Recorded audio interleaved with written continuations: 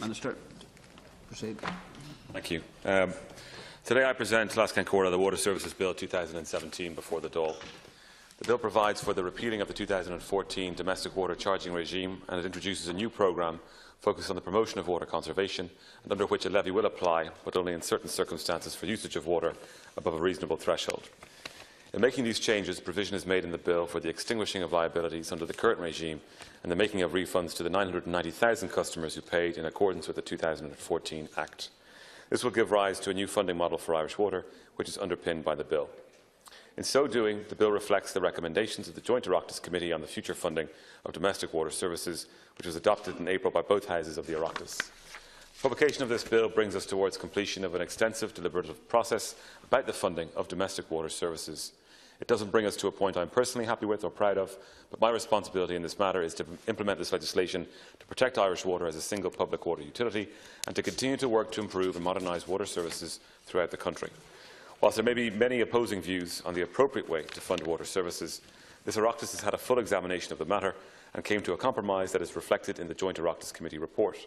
The Government is following through on its commitment in the confidence and supply arrangement and is bringing forward the necessary legislation to reflect the outcome of the Oireachtas decision.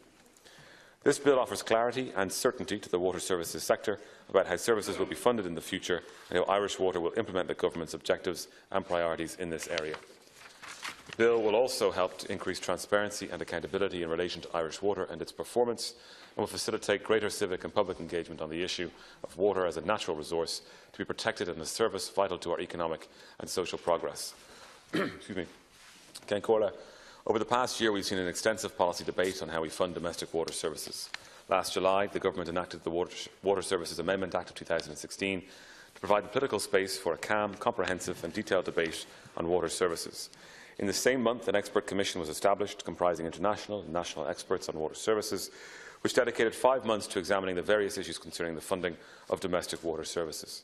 Last November, the Commission produced its report, which provided the basis for the work of the Joint Oireachtas Committee on the future funding of domestic water services.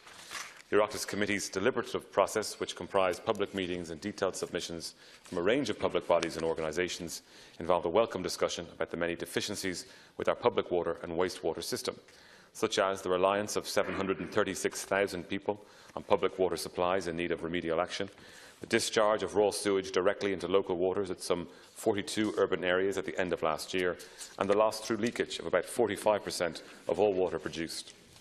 The debate also outlined evolving challenges that Irish Water faces, such as dealing with the presence of THMs, a potentially harmful byproduct of the chlorination process, in public water supplies for about 400,000 people, and underlined the need for sustained investment so that we can address these problems and provide a secure, safe water supply and the appropriate level of wastewater treatment to protect public health, the economy and the environment. A year of political and policy debate on water services also provided a further opportunity for Irish Water to outline the improvements it has made to our water and wastewater infrastructure during the first regulatory period, work such as the national programme to reduce boil water notices. By the end of 2016, Irish Water had removed long-term boil water notices in place in January 2014 that were affecting over 20,000 people. Almost 860 kilometres of pipeline replaced or repaired, and to put this in context, this average of 286 kilometres per year compares with an average of approximately 149 kilometres per year during the final 10 years of local authority responsibility for mains rehabilitation. 28 new or upgraded water treatment plants, 65 new or upgraded plants for wastewater treatment, the daily saving of 89 million litres of water through the customer-focused First Fix repair scheme and related customer repairs, the equivalent water needs of Galway City and County.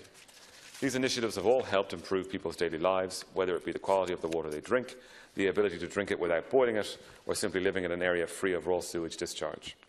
Ultimately, we are having this funding debate because we are trying to improve people's lives and their environment, to facilitate business and industry, and to enable social and economic progress. Irish Water is doing this, and I want to acknowledge the progress it and the local authorities have made. The deliberative process identified the problems, the progress and the need for funding certainty if we are to continue upgrading and modernising water services and infrastructure. In legislating for the Joint Oireachtas Committee's recommendations, we have devised a policy and funding framework through which the utility can implement national objectives and priorities within an economically regulated environment.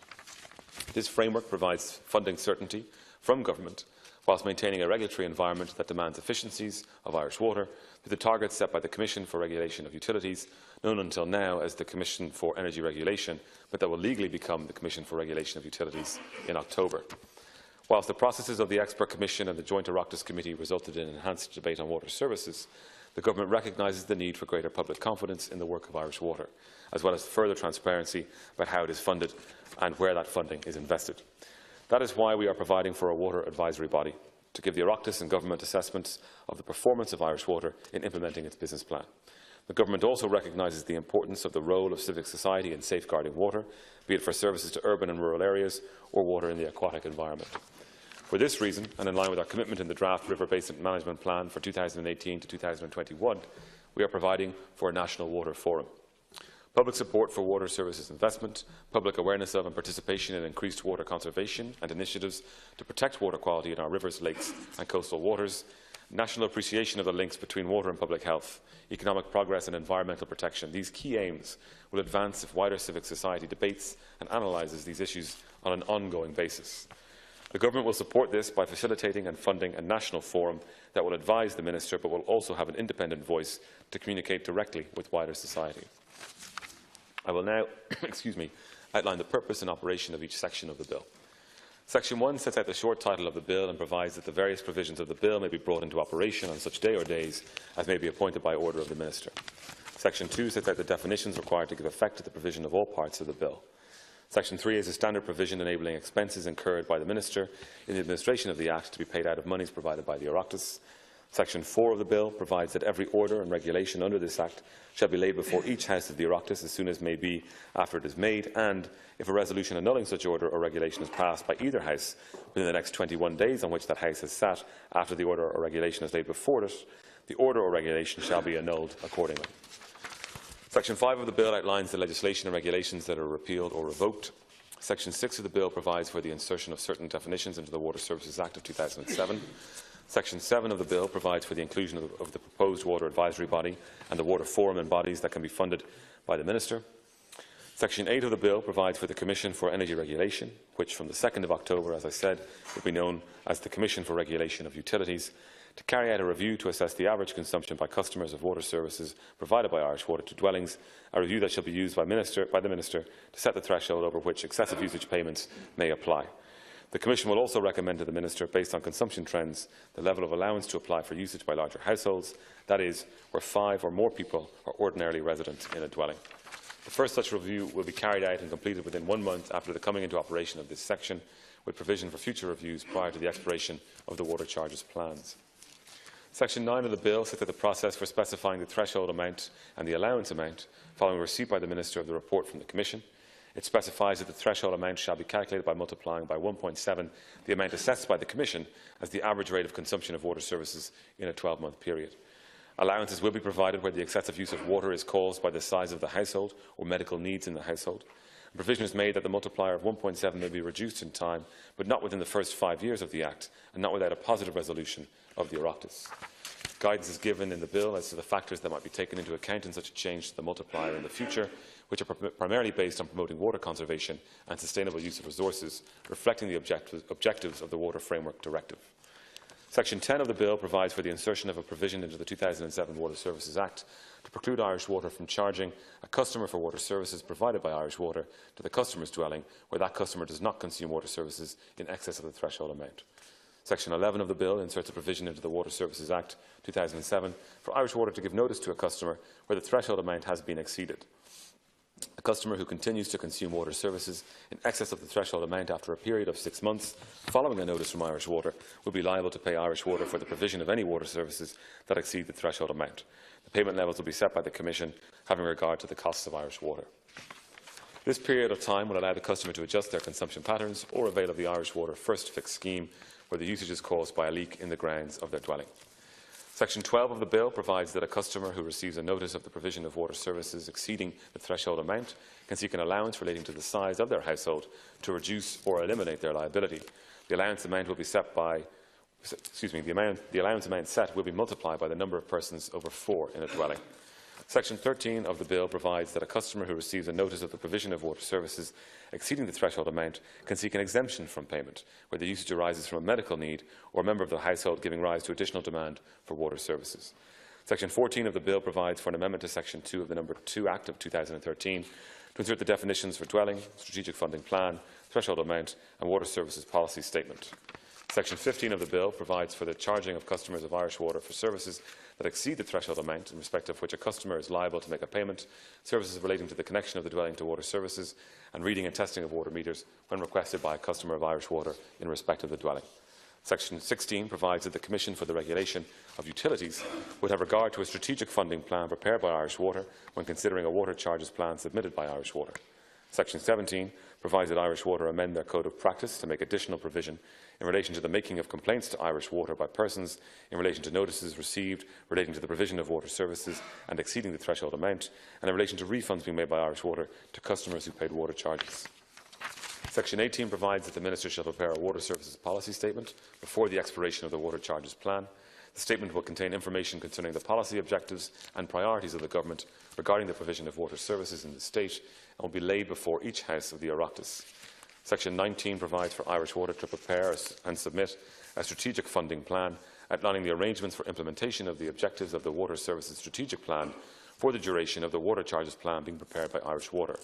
The strategic funding plan will include an estimate for the costs associated with the provision of water services to dwellings and recovery of these costs, costs associated with the provision of water services to premises other than dwellings and recovery of those costs, and income of Irish Water and the operating expenditure and capital expenditure of Irish Water.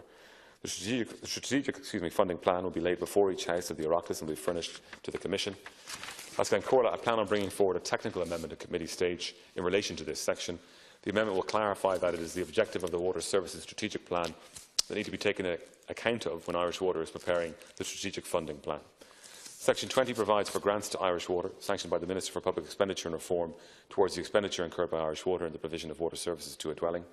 Before deciding whether or not to make a grant, the Minister shall have regard to the water charges plan last approved by the CRU, the strategic funding plan last approved by the Minister, the refunds plan, the need to ensure the recovery of costs of water services in line with the Water Framework Directive and the environmental objectives of the EU Water Framework Directive. The Joint Oireachtas Committee on the Future Funding of Domestic Water Services recommended that there should be funding certainty and long-term stability for the water utility. The proposals in sections 18 to 20 of the bill are in line with these recommendations, and the amendment that I referred to is a minor amendment in relation to the naming of one of those strategies. Section 21 provides that no liability arises for Irish Water domestic customers in respect of the period from January 1, 2015 to June 30, 2016, or to any related late payment charges, that is, the period prior to the suspension of domestic water charges. Section 22 provides Irish Water with the power to make a refund payment to a customer who paid a charge for the provision by Irish Water of water services to a dwelling. Section 23 strengthens the role of the Commission in relation to disputes between Irish Water and those seeking a connection to the public water or wastewater network. Sections 24 to 32 provide for the establishment of the Water Forum and set out the provisions relating to the membership, functions and operation of that forum. Sections 33 to 41 provide for the dissolution of the Public Water Forum and the National Rural Water Services Committee and set out the transitional arrangements in moving towards the establishment of the Water Forum. And Sections 42 to 53 provide for the establishment of the Water Advisory Body and set out the provisions relating to the membership, functions and operation of that body. Section 54 provides for the Minister for Finance to pay into the local government fund the local property tax collected during the financial years 2014 to 2017. Commencing with the year 2018, the Revenue Commissioners shall pay directly into the local government fund an amount equivalent to the local property tax received by them, including any interest or penalties. Section 55 provides that the Minister for Transport, Tourism and Sport can issue directions in relation to the collection of motor tax under Sections 5.3 and 7.1 of the 1998 Act. Section 56 amends Section 4.6 of the Local Government Act 1998 to provide that from the 1st of January 2018, all motor tax collected by the Minister for Transport, Tourism and Sport shall be paid into the Central Fund. Section 57 provides that from the 1st of January 2018, motor tax collected by local authorities shall be paid to the Minister for Transport, Tourism and Sport. It also clarifies that all motor tax collected up to the 31st of December 2017 shall continue to be paid into the Local Government Fund. Section 58 amends Section 6 of the Local Government Act 1998 and provides for the deletion of subsections 1A, 2A, 2AB, 2B, 2CA and 9. It also amends subsection 2C to provide for payment to the Exchequer in 2017. Section 59 inserts the Minister for Transport, Tourism and Sport as the relevant minister. It also adds a provision that any direction in force remains in force. Section 60 deals with the consequential amendments to the Water Charges Plan in force to give effect to the amendments in this bill. Section 61 provides for Schedule 4 to the Valuation Act of 2001 to be amended by the deletion of paragraph 21. This deletion will provide for the entire network used for the provision of water services by Irish Water, or a person who holds a water services licence, or land and buildings occupied by Irish Water or such a licence holder, to now be rateable. Section 62 provides for the removal of the requirement provided for in Section 70B(5) to register a domestic wastewater treatment system every 5 years. Associated subheads 70B(6) and 7 are also deleted. As Cancora, the bill I have outlined to the House today represents a comprehensive policy and funding framework to bring settlement and certainty to the funding of domestic water services.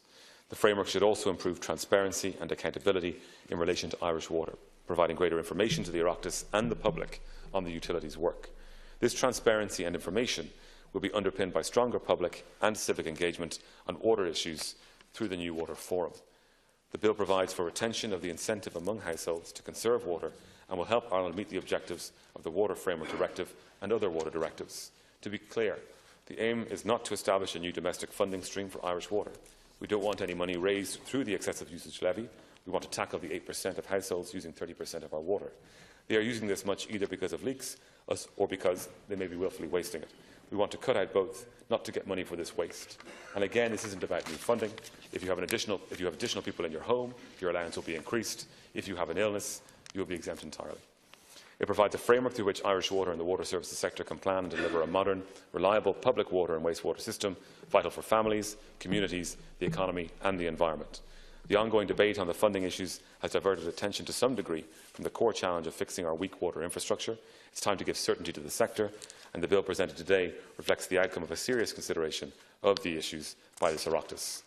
It's time to implement these changes and support Irish Water in focusing on making the changes and investment required to build a modern public water and wastewater system that we can all be proud of, building on the progress already made. And I commend the bill to the House.